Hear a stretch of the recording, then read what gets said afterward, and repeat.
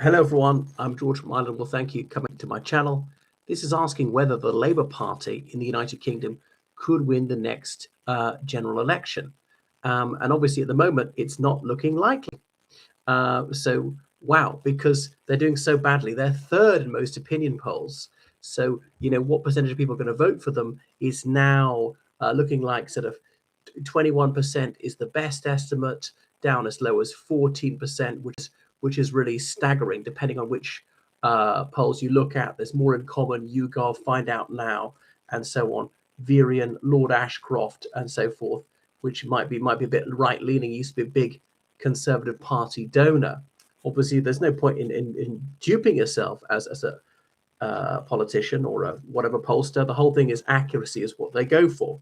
So that is really shocking, considering they got 34% of the popular vote in July 2024. Here we are, not even a year and a half on, and they've gone down like almost 1 percentage point for each month that they've been in office. So that is horrific. No party in government has lost popularity so quickly.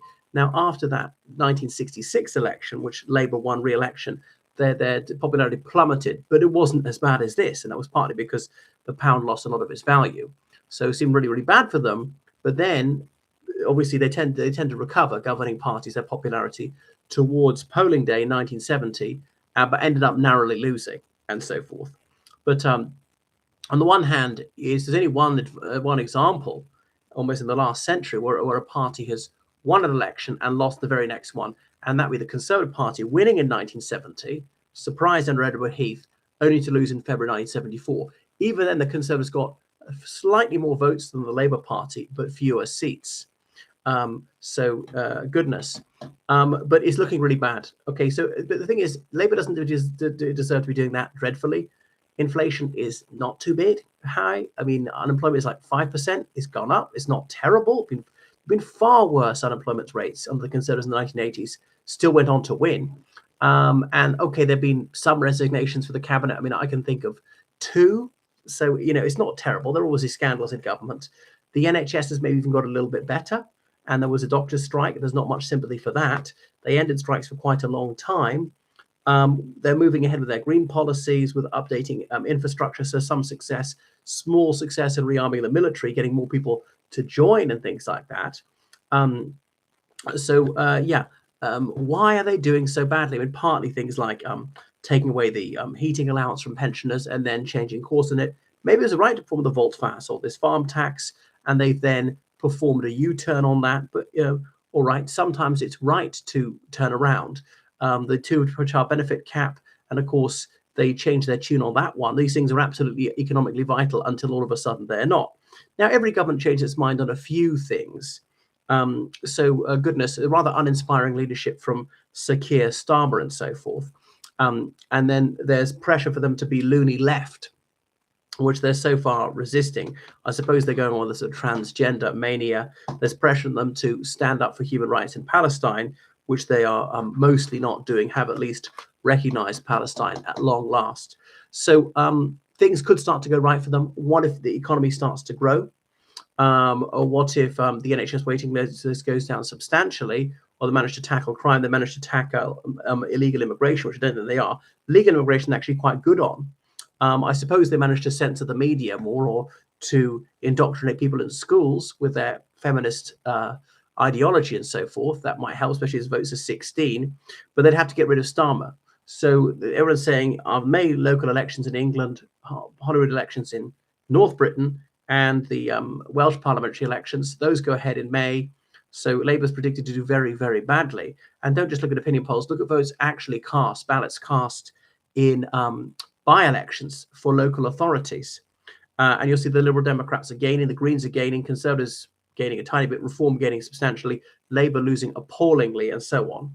So say that that's a real result, not an opinion poll. On the other hand, turnout in locals is very low, like 30%. So yeah, it is difficult to see Labour winning. And also, how do you define winning? Is it having the most votes, or is it having a majority in the House of Commons? 326 seats is very difficult to see them getting 326 seats. They could can't be the largest party. That would be difficult. They're only slightly behind the Conservatives. They could pull ahead of the Conservatives. To pull ahead of Reform UK, now that's the challenge.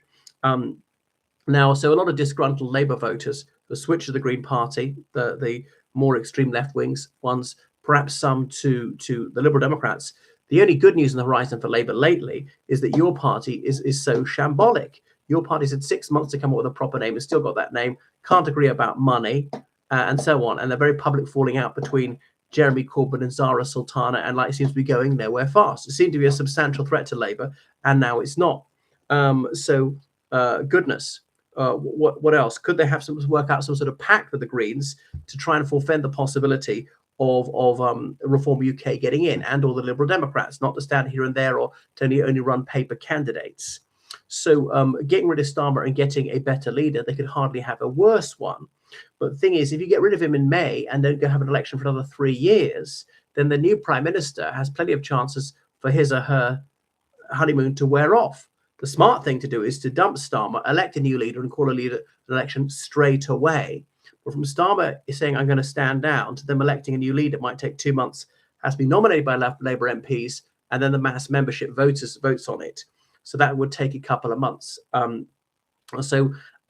could being the largest party would not be that difficult. Having over 326 seems almost impossible. They'd have to sort of pull off some real miracle, because you can turn around 10% behind the polls. I think 20% you can't turn that around. Now, a week is a long time in politics. As one of Labour's most successful prime ministers, Harold Wilson, said, well, the only one apart from Blair to win 4 elections, actually. So it was in that sense the most successful. So 3 years or 3.5 years is almost an eternity. Anything could happen. Reform UK could implode. One of the problems for Reform United Kingdom is that voters are older and they're less educated, and they're people often who didn't vote for a few elections. So they might fall out of voting altogether, and they don't have a strong allegiance to Reform UK. Often they're voting Reform UK because they're disgruntlement with Labour or the Conservatives. About a quarter of those who said they'll vote Reform UK voted Labour last time. And about half of them say they voted Conservative last time, and so on. The one thing is, some of those people who former Labour voters want to vote Reform UK, they loathe the Conservatives, so they don't want to deal with them. And likewise. So Reform UK turnout could be a problem. Turnout's always a headache for Labour. So that means the reality is probably even worse than the polls suggest. But so Labour's got to say, don't vote for the Green Party. I remember 20 years ago when Cameron became leader of the Conservative Unionist Party, he was harping on about ecology, and his slogan in those local elections of 2006, that May, was vote blue, go green. Vote for the Conservative Party and we'll have environmentalist policies, okay, which something the Tory party hadn't pretended to care about beforehand. But Labour's slogan's got to be vote green, go teal. If you vote for the Green Party, that's going to put Reform UK in office. And for progressive voters, that would be a nightmare scenario. So to prevent the worst possible outcome, you've got to vote Labour. It's negative voting on the basis of what you're against rather than what you're for, and so on. Okay. So Labour are going to present themselves as the only one who can keep Farage out of number 10 Downing Street. So there is a possibility that Labour could win. What percentage chance at this stage do I give them of being the biggest single party in the House of Commons? At the moment, kind of like low, like about 40%. What chance do I give them getting over 326 seats? At the moment, say 20% chance. But, many things could make that go higher or lower. We live in interesting times. Thanks for watching my channel. Make sure you subscribe on Patreon, donate PayPal, georgecannon79@gmail.com. Goodbye.